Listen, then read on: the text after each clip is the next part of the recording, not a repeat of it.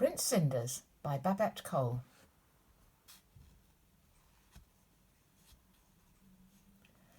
Prince Cinders was not much of a prince. He was small, spotty, scruffy and skinny. He had 3 big hairy brothers who were always teasing him about his looks. They spent their time going to the palace disco with princess girlfriends. They made poor Prince Cinders stay behind and clean up after them. When his work was done, he would sit by the fire and wish he was big and hairy, like his brothers. One Saturday night, when he was washing the socks, a dirty fairy fell down the chimney.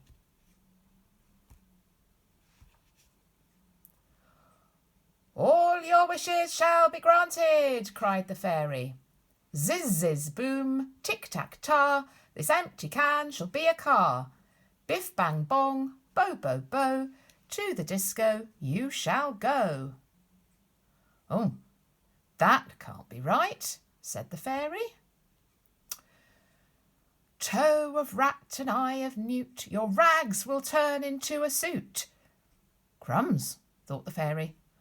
"I didn't mean a swimsuit."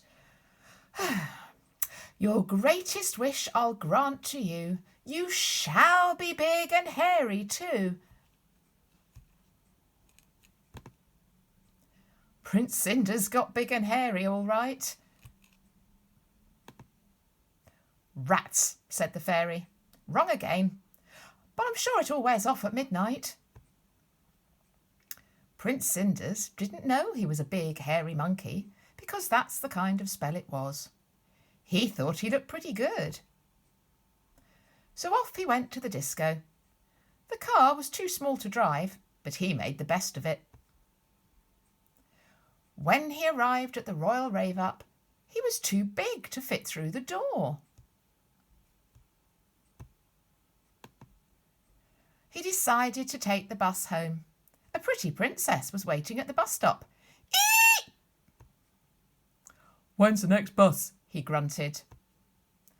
Luckily, midnight struck. Doing! And Prince Cinders changed back into himself. The princess thought he had saved her by frightening away the big hairy monkey. "Wait!" she shouted, but Prince Cinders was too shy. He even lost his trousers in the rush. The princess was none other than the rich and beautiful Princess Lovelypenny. She put out a proclamation to find the owner of the trousers. The Princess Lovelypenny decrees that she will marry whoever fits the trousers lost by the prince who saved her from being eaten by the big hairy monkey. Fitting sessions begin today. Princess Lovelypenny. Every prince for miles around tried to force the trousers on, but they wriggled about and refused to fit any of them. Of course, Prince Cinders' brothers all fought to get into the trousers at once. "Let him try," commanded the princess, pointing to Cinders. "They won't fit that little squirt," sneered his brothers. But they did, and Princess Lovelypenny proposed immediately. So Prince Cinders married Princess Lovelypenny and lived in luxury, happily ever after. And Princess Lovelypenny had a word with the fairy about his big hairy brothers,